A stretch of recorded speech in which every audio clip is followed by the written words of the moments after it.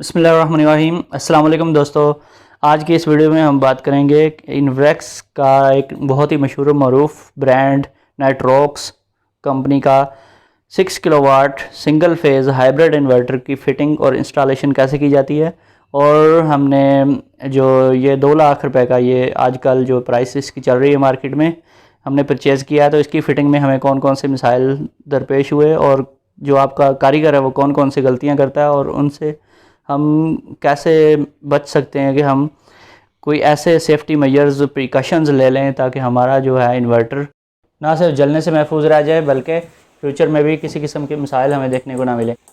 दोस्तों, हमने आज की डेट में ये वाला यूपीएस गोल बवाना बाज़ार जो फैसलाबाद में है वहाँ से हमने 2 लाख रुपए में परचेज़ किया। हमने पूरी मार्केट में इसका रेट पता किया था, वहाँ पे 2,20,000 2,30,000 रुपये मांग रहे थे और कुछ लोग तो कह रहे थे कि हम शाम को देंगे, कुछ कह रहे थे कल को देंगे। फिर हमने गोल बवाना बाज़ार में एक डीलर है ड्रग्स का, वहाँ से हमने इसको 2 लाख रुपए में परचेज़ किया। वो 2,05,000 रुपये मांग रहे थे, हमने 2 लाख रुपए में इसको परचेज़ किया। इसके बाद जो इसका सबसे अहम मसला था वो एक टेक्नीशियन या इंजीनियर की तलाश थी। तो हमें उन्होंने बताया कि हमारी एक शॉप पीपल्स कॉलोनी में हरियाँ वाला चौक के पास भी है, वो वहाँ पे भी हमारे पास इन्वेक्स की डीलरशिप है और वहाँ पे आपको हमारे बहुत अच्छे इंजीनियर्स मिल जाएंगे जो आपको बहुत ही तसल्ली बख्श काम करके देंगे और बहुत ही अच्छी किस्म की फ़िटिंग कर देंगे, आपको कोई टेंशन नहीं होगी। फिर हम वहाँ चले गए तो वहाँ पे उनके जो इंजीनियर थे उन्होंने हमें बताया कि हम 8,000 रुपये में इसकी फ़िटिंग करके देंगे और इस 8,000 में आपकी जो वायरिंग वगैरह होगी उसको हम बिल्कुल भी ठीक नहीं करेंगे, ना ही कुछ उसमें तब्दीली वगैरह करेंगे। हमने सिर्फ यूपीएस हैंग कर देना है और बैटरीज अटैच कर देनी है और 8,000 रुपये हमने ले लेना। आपने जो सोलर की फ़िटिंग है वो भी ख़ुद से करवानी है, तो उसके चार्जेस अलग होंगे। तो फिर हमने उनसे कहा कि आपने कौन कौन से इसके साथ ब्रेकर्स वगैरह यूज़ करने, तो उन्होंने जो ब्रेकर्स वगैरह हमें दिखाए वो श्रेडर के जो होते हैं बैटरी के साथ एक लगता है 125 एम्पेयर का, और वोल्टेज प्रोटेक्टर उन्होंने कहा आपने लगवाने हैं तो हम लगा देंगे, वरना वो भी उसकी लगाने की भी कोई ज़रूरत नहीं है। तो वो भी हम एक लगाते हैं वापडा की इनपुट में। तो फिर मैंने उन्हें कहा कि अच्छा हम सोच के बताते हैं। फिर हमने चूँकि ये यूपीएस तांदलिया वाला में फ़िट करना था तो वहाँ पे हमने एक लोकल इलेक्ट्रीशियन को हायर किया जो इर्द गिर्द के इलाके में वायरिंग का काम करता था। उसको हमने बुलाया, हमने उसे कहा कि यूपीएस की फ़िटिंग करवानी है, उसने कहा ठीक है हो जाएगी फ़िटिंग। तो फिर जो उसने हमें तरीक़ाकार बताया वो हमें बिल्कुल भी पसंद नहीं आया, तो फिर मैंने उसको अपनी सुपरविज़न में फ़िट करवाने का डिसीजन लिया। तो उसमें उसने कई फ़ॉल्ट्स किए, कई ख़राबियाँ की, तो उन चीज़ों से मैंने काफ़ी हद तक उसको रोका भी, लेकिन कुछ चीज़ें हैं जो उसने गलत की हैं वो सारी मैं इस वीडियो में आपको बताऊंगा। सबसे पहले हमने यूपीएस की जो बैक साइड पे होती है एक प्लेट, उसके 2 स्क्रूज़ जो हैं यूपीएस से उतार के उसको अलहदा किया। फिर वो जो कारीगर थे उन्होंने कहा जी हम इसके 4 रावल बोल्ट लगाएंगे जो 2 सूत्र के साथ मिलते हैं यूपीएस के। मैंने उन्हें कहा कि 4 जो हैं ये इनकी ताकत थोड़ी है, मजबूती नहीं होगी इतनी, इसलिए मैंने 2 साइडों पे 2.5 सूत्र के सुराख थे, वहाँ पे भी 2 मैंने 2.5 सूत्र वाले रावल बोल्ट लगवाए। इस तरह से हमारा जो ये स्ट्रक्चर है, ये दीवार के साथ जो वॉल हैंग है, ये 6 रावल बोल्ट्स के ऊपर हमारा हैवी वेट यूपीएस जो है जिसका राउंड अबाउट 20 kg वज़न है, वो सारा इन्हीं रावल बोल्ट्स के ऊपर आना है। तो इसलिए ये बहुत ही मज़बूत किस्म का इसका सेटअप होना चाहिए। इसके लिए जो हमने वर्मा यूज़ किया है वो 2 सूत्र का है, क्योंकि हमने रावल बोल्ट भी 2 सूत्र के लगाए हैं, इसलिए वर्मा भी सेम साइज़ का लगाया है।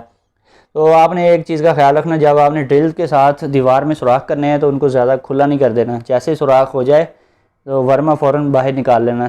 तो हमने तो जो है हमारे पास हिल्टी है, हमारे कारीगर के पास हिल्टी के ज़रिए हमने ये सुराख किए हैं।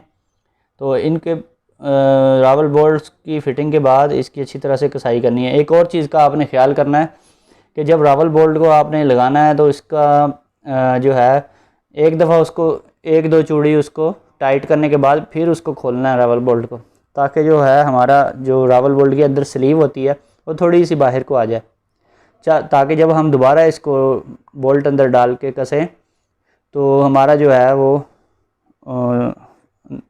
जो इसकी बैक साइड के ऊपर एक नट होता है जो स्लीव में होता है, वो उसके अंदर वो सही तरीके से कसा जाए।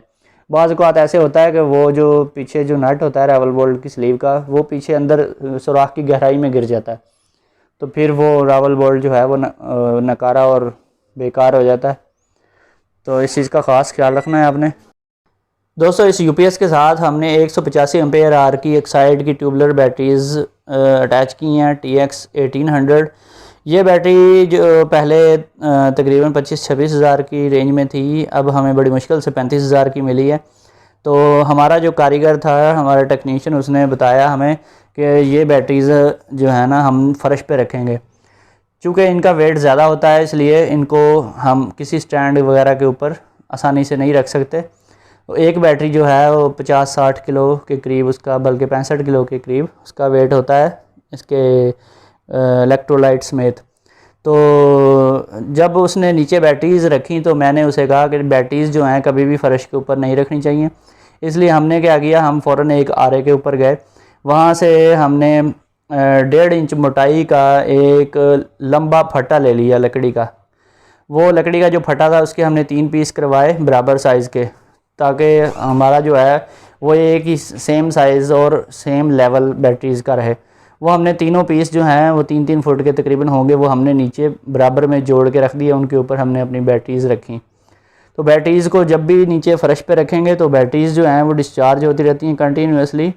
बैटरीज़ हमारी वीक हो रही होती हैं, कभी भी फ़र्श के ऊपर इनको नहीं रखना चाहिए, ना ही किसी लोहे की चीज़ पे रखना चाहिए। उसके बाद जो हमारा कारीगर है उसने हमें बताया कि मैं जो है इसको फ़िट करने के लिए बग़ैर थिम्बल के वायर्स यूज़ करूँगा। तो मैंने जो वायर्स इसके लिए परचेज़ की हैं वो मैंने फैसलाबाद में जंग रोड के ऊपर एक ओल्ड मोटर मार्केट है, वहाँ से 25 mm की वायर जो है वो परचेज़ की है। ये हमें 250 रुपये फुट के रेट के हिसाब से मिली है। और ये हमने तो एक वलैती केबल जो है वो तलाश करनी थी, जो कंटेनर का माल वहाँ पे शुरू में आता था, अब भी आ रहा है लेकिन उसमें 2 नंबरी बहुत ज़्यादा हो रही है। तो पूरी मार्केट के अंदर बड़ी तलाश की है बहुत ज़्यादा, लेकिन हमें वो वलैती केबल कहीं से भी नहीं मिली, लेकिन उससे मिलती जुलती हमें एक चाइना की लोकल केबल जो है वो मिली थी, तो वो हम लगा रहे हैं। तो 5 या 6 किलोवाट का अगर आपके पास सिस्टम है तो जो 48 वोल्ट का सेटअप है उसमें आप हमेशा 25 mm की वायर कम अज़ कम यूज़ करेंगे। इससे बड़ी अगर आपने यूज़ करनी है तो फिर 32 mm या 35 mm का एक साइज़ मिलता है, तो वो भी आप लगा सकते हैं अगर आपका बहुत ज़्यादा फुल हैवी लोड। ये भी 135 एम्पेयर तक बैटरीज से ड्रा कर सकती है। 5 किलोवाट या 6 किलोवाट के लिए एक बेस्ट केबल है। तो फिर हमने ये इसके साथ थिम्बल्स भी लिए हैं, जो है 45 रुपए का एक थिम्बल 25 mm वाला प्योर कॉपर का मिला। तो ये वहाँ पे एक मियाँ केबल नाम की एक दुकान थी, वहाँ से हमने ये चीज़ें ली। और ब्रेकर जो है हमने वो भी मित्सुबिशी का जो ओल्ड कंटेनर का माल जो आता है उसमें जापानी ब्रेकर हमने लिया। ये हमें 2500 रुपये का, जो बैटरियों के साथ बैटरियों को ऑन ऑफ करवाने के लिए हम इसको यूज़ करेंगे। ये 150 एम्पेयर है और इसमें एक कोरिया वाला भी आता था, 200-300 रुपये का फ़र्क था, और एक लोकल भी था जिसके ऊपर स्टिकर्स वगैरह दुकानदारों ने खुद लगाए होते हैं। तो होता कुछ यूँ है, जब कंटेनर का माल आता है उसमें कुछ ख़राब भी होते हैं और ज़्यादातर ये ठीक ही होते हैं। इसके दोबारा वो कुछ की रिपेयरिंग करनी पड़ती है और कुछ बिल्कुल अच्छी हालत में साफ़ सुथरे होते हैं, ज़्यादातर ये साफ़ ही होते हैं। तो ये हमने यूज़ किया है। दोस्तों जब हमने इस इलेक्ट्रीशियन को हायर किया था तो हमने इससे बात की थी, तो उसने बताया था कि मैंने बहुत सारे यूपीएस फिट किए हुए हैं, तो फ़लाँ प्लाजे में भी किया है मैंने, फ़लाँ जगह पे किया है, छोटा किया, बड़ा किया, हर साइज़ के मैंने किए हुए हैं। लेकिन जब मैंने इसका हिसाब किताब देखा तो मुझे इस बात का एहसास हुआ कि इसके पास औज़ार भी पूरे नहीं हैं। और जब इसने बताया कि वो थिम्बल्स जो हैं उनके बगैर ही यूपीएस को फ़िट कर देगा, तो मुझे बड़ी परेशानी हुई। तो फिर मैंने इसका जो है उससे पूछा वो कैसे फ़िट करेगा। उसने बताया कि तारों को ऐसे ही रख के ऊपर से नट बोल्ट और वाशर रख के कस देगा, तो ऐसे कुछ भी नहीं होता। लेकिन मैंने उसे मना कर दिया कि ऐसे हमने बिल्कुल भी फ़िट नहीं करवाना। तो उसे हमने कहा कि क्रिम्पिंग प्लायर या क्रिम्पिंग टूल होता है एक, उसकी मदद से हमें ये फ़िट करके दो। लेकिन उसके पास वो क्रिम्पिंग प्लायर भी नहीं था, तो और ना ही उसके पास कोई प्रॉपर कटर था जिसकी मदद से 25 mm की इतनी मोटी केबल को काटा जा सके। तो जैसे आप वीडियो में देख रहे हैं, उसने जो आम कटर प्लास होता है, जो आम प्लास होता है उसका छोटा सा एक कटर होता है, उसके ज़रिए, और या फिर फनर ब्लेड या आरी ब्लेड भी जिसे कहते हैं, उसके ज़रिए उसने तार को काटा। जब उसने इस तार को उसके ज़रिए काटा तो तार का मुंह ख़राब हो गया। फिर उसने क्या किया, उसको 25 mm का जो उसका थिम्बल था उसके अंदर तार को डालने की कोशिश कर रहा था, तो वो अंदर जा नहीं रही थी, क्योंकि तार की कटाई अगर सही ना हो तो उसके रेशे बिखर जाते हैं, वो उसके अंदर फिर जाती नहीं है। तो फिर उसने क्या किया, तार हमारी दोबारा थोड़ी सी पीछे रख के दोबारा काटी, तो बड़ी मुश्किलों से उसने प्लास के कटर से ही काटी, जो कि एक बड़ा ही गलत काम है। बड़ी ही मुश्किलों से बड़े ज़ोर लगा के उसने काटी, तो फिर उसने उसके अंदर डाली और फिर हथौड़ी की मदद से उसने उसको पंच किया। तो बहरहाल ये काम ऐसे भी चल जाता है, लेकिन आप कोशिश करें जो भी आप इलेक्ट्रिशियन लें तो उसके पहले चेक कर लेंगे वो किस तरीके से आपके यूपीएस की फ़िटिंग करता है, क्या उसके पास औजार भी पूरे हैं या नहीं है, या फिर वो आरी ब्लेड और प्लास की मदद से काम करता है। तो ये चीज़ जो है फ़िटिंग में बहुत ही ज़रूरी है। हमारी फ़िटिंग तो बहुत सस्ती हो गई, उसने टोटल 1800 रुपये मजदूरी ली और हमारा सारा काम कर दिया। लेकिन हमारा जो स्टैंडर्ड्स जो हैं वो मेंटेन नहीं रखे गए, लेकिन फिर भी हमने बहुत अच्छी तरीके से फ़िटिंग करवाई है, पूरी कोशिश की है। देख लें, अगर आपने घर में इंस्टॉल कराना है तो आप ख़ुद से ये सारे काम इस तरीके से भी कर सकते हैं कि काम भी अच्छा हो जाए और जो है पैसे भी कम लगें। तो एक काम और मैंने करवाया, क्योंकि मुझे जो रेड कलर की पॉजिटिव वायर चाहिए थी वो मार्केट में नहीं मिली। फिर मैंने जो है ना उसके ऊपर एक रेड कलर की सोल्यूशन टेप लेकर वो ऊपर मैंने उसके ऊपर फोल्ड करवा दी। तो इससे ये है कि कल कलाना जब यूपीएस की कोई मेंटेनेंस करनी पड़ती है या ब्रेकर वगैरह कोई ओपन करके एक जगह से दूसरी जगह पे लगाना पड़ता है यूपीएस को, तो फिर जो खोलेगा और लगाएगा उसको ये चीज़ कभी भी नहीं भूलेगी कि रेड वायर कौन सी है और ब्लैक कौन सी है। तो ब्लैक वायर के ऊपर आप ब्लैक कलर की टेप यूज़ कर सकते हैं। तो हमने 1.25 इंच साइज़ के जो है स्लीव्स यूज़ किए हैं, जिसे हम पाइप्स भी कह सकते हैं, वो इसके ऊपर चढ़ाए। आधी इंच के जो है मार्केट में अवेलेबल नहीं थे, लेकिन ऑटो इलेक्ट्रिशियन जो शॉप्स होती हैं वहाँ पे वो भी मिल जाते हैं। फिर जब इस इलेक्ट्रिशियन भाई ने वो पाइप्स जो हैं स्लीव्स जो हैं वो चढ़ा कर केबल्स को फिट किया, तो बाद में पता लगा कि वो लूज़ हैं और वो जो हमारी वायर्स हैं वो सिरों के पास से नंगी नज़र आती हैं। तो फिर हमने उसका हल ये किया कि वो पाइप्स निकलवा के चेंज करवाए, और जब भी आपने ये स्लीव्स ऊपर चढ़ानी है तो वायर की जितनी लेंथ है उससे 3-4 इंच लंबा पाइप आपने आरी ब्लेड की मदद से काटना है, और उसको फिर पीछे को खींचकर तो फिर आपने उसके कनेक्शन करने हैं वायर के, और फिर जब आप इस पाइप को छोड़ेंगे वो खुद ब खुद आगे तक लंबा हो जाएगा और आपका ये जो है बहुत ही अच्छा साफ़ सुथरा काम होगा। फिर हमने एक और काम किया, जो बैटरी के टर्मिनल्स है उनके साथ प्लास्टिक के जो रेड कलर के और ब्लैक कलर के वो ऊपर उनके ऊपर जो कवर वो साथ आए हुए थे, जैसे कि आप देख सकते हैं, वो हमने उसके अंदर से ना आरी ब्लेड की मदद से उसके अंदर एक गैप बनाया। तो हमने वो जो हैं उसके टर्मिनल्स के ऊपर वो चढ़े रहने दिए और उसके ऊपर से हमने इसकी फिटिंग भी कर दी। और जो टर्मिनल्स के पास से हमने जो छोटे पीस लेकर 4-4 इंच के या 5-5 इंच के वो काटे पाइप के, वो हमने इंची वाला पाइप यूज़ किया, यानी कि थोड़ा सा बड़ा पाइप। वो बड़ा पाइप जो है 1.25 इंची वाले पाइप के ऊपर से चढ़ गया और इधर से हमने उसको कट लगा के टर्मिनल के ऊपर चढ़ा दिया। तो ऊपर चढ़ाने के बाद हमने इसके ऊपर सोल्यूशन टेप अच्छी तरह से कर दी। ऐसे ही हमने 8 के 8 जो हमारे टर्मिनल्स हैं उनको अच्छी तरीके से महफूज कर दिया। पहले क्या हुआ था, इधर ही एक और यूपीएस लगा हुआ था इनब्रेक्स 2.2, क्योंकि हमने ये इस जगह पे अपना लोड जो है वो ज़्यादा डालना था, एसी वगैरह चलाना था, इसलिए हमने बड़ा यूपीएस लगाया और उसको हमने हटा दिया। तो फिर उधर जो पहले 2 बैटरीज़ वाला यूपीएस था उसकी मैं आपको बात बता रहा हूँ, उसके ऊपर किसी ने वो स्टील की कोई प्लेट वगैरह रख दी तो जब वो प्लेट उठा रहा था तो उसके दोनों जो टर्मिनल्स है वो आपस में शार्ट हुए और बैटरी फटते फटते ही बची। अगर बैटरीज़ फट जाएं तो ये बहुत ज़्यादा कॉस्टली बैटरीज़ हैं। यही बैटरी पहले फिनेक्स की बैटरीज़ लगी हुई थी जो पहले 26,000 की बैटरीज़ थी दिसंबर में। तो ये मार्च में इनकी प्राइस फिनेक्स की 185 एम्पेयर आवर की जो बैटरी है वो हो गई 30,000 और अब जून में इसकी प्राइस जो है वो 42,000 से अबव है। तो कुछ लोग इसको 45,000 में भी सेल कर रहे हैं और माल बहुत ज़्यादा शार्ट होने की वजह से हमने एक्साइड की बैटरीज़ लेना ही मुनासिब समझा। तो ये भी बहुत अच्छी बैटरी है लेकिन इसका वज़न थोड़ा सा उसकी निस्बत फिनेक्स की निस्बत 1-2 किलो कम है।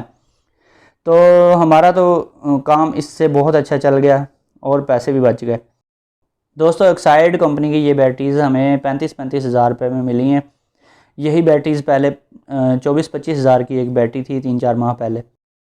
प्यारे दोस्तों यूपीएस की बैटरी के कनेक्शन करते वक्त कभी भी चाबी पाना, टूल्स वगैरह जो हैं लोहे के और लंबा राड कोई भी लोहे का या आरी ब्लेड बैटरी के टॉप के ऊपर नहीं रखना चाहिए, नहीं तो बैटरी जो है फ़ौरन क्रॉस हो जाती है और टर्मिनल क्रॉस होने के नतीजे में फ़ौरन फट जाती है। इतनी महंगी बैटरी जब फट जाए तो फिर वो किसी काम की नहीं रहती। दोबारा उसका बॉक्स तो रिपेयर हो जाता है जिसकी वजह से लीकेज वगैरह बंद हो जाती है, लेकिन वो फिर भी काम नहीं करती। दोस्तों हमेशा कोशिश करें कि बैटरी के साथ जो नट बोल्ट्स मिलते हैं वो ही यूज़ करें, क्योंकि वो ख़ास किस्म के मटेरियल से बने होते हैं जिनके ऊपर तेज़ाब का इतनी जल्दी असर नहीं होता। तो अगर आप लोहे के बने हुए काले रंग के जो बाद में मिलते हैं नट बोल्ट वो लेकर लगाएंगे तो उनको जंग बड़ी जल्दी पड़ जाता है, तो उनको फिर ग्रीस लगानी पड़ती है। अगर आपने ये गुम कर लिए हैं फिर वो भी लगा सकते हैं।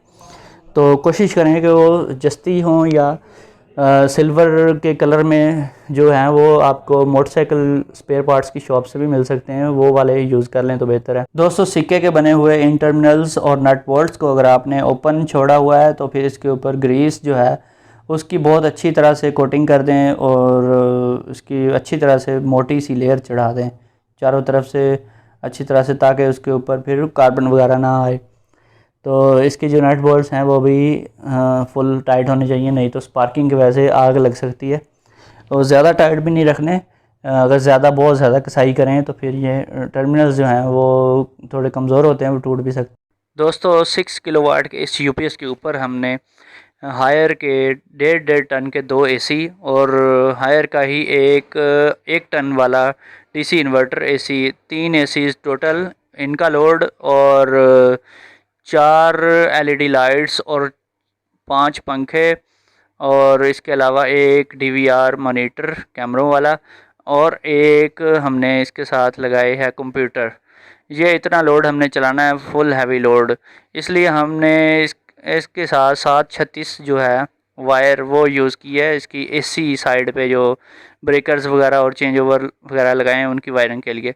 जबकि हमारा इलेक्ट्रीशियन कह रहा था कि 729 जो वायर है वो काफ़ी है, लेकिन हमने 729 वायर बिल्कुल भी यूज़ नहीं की क्योंकि वो इतना लोड उठा नहीं सकती, इसलिए वो हीटिंग प्रॉब्लम क्रिएट करेगी। तो आप भी हमेशा 736 वायर ही यूज़ करें। दोस्तों 50 एम्पेयर करंट रेटिंग का एक चेंज ओवर जो कि 2500 रुपये का आया है वो हमने लेकर इसके साथ लगाया ताकि हम बाईपास अपनी जो है वापडा को यूज़ कर सकें।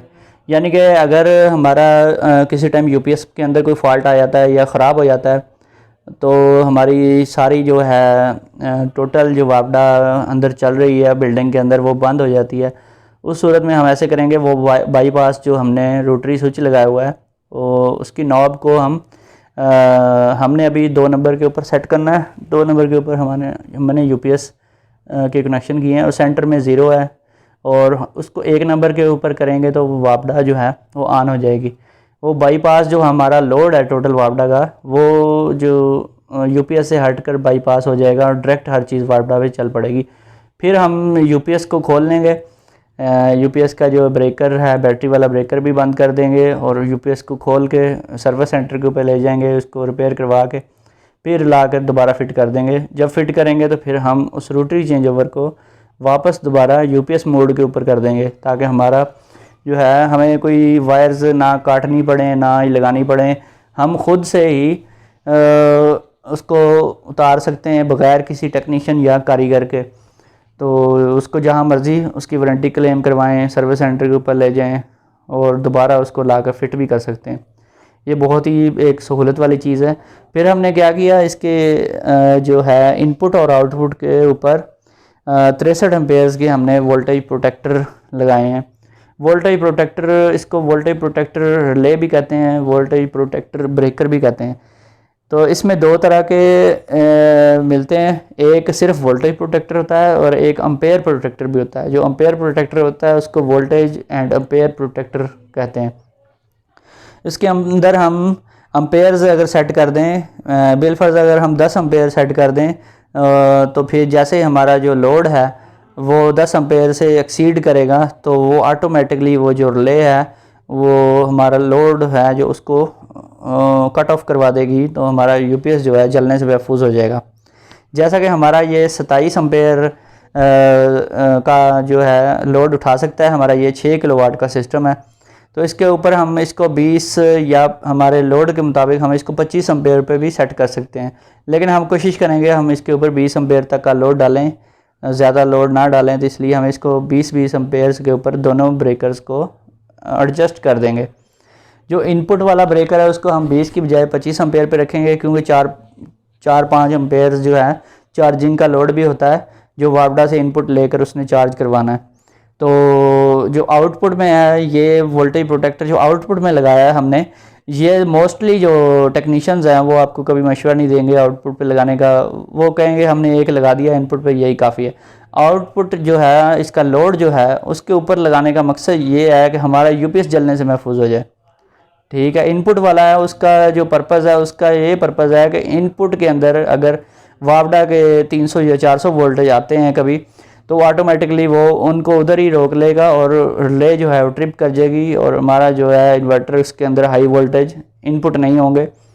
और जो आउटपुट वाला है वो हमारा यूपीएस की सेफ्टी के लिए, यानी कि जैसे ही हम ज़्यादा लोड ऑन करेंगे आउटपुट के ऊपर जो वोल्टेज प्रोटेक्टर रिले लगी हुई है वो ट्रिप कर जाएगी और हमारा लोड जो है बंद हो जाएगा टोटल।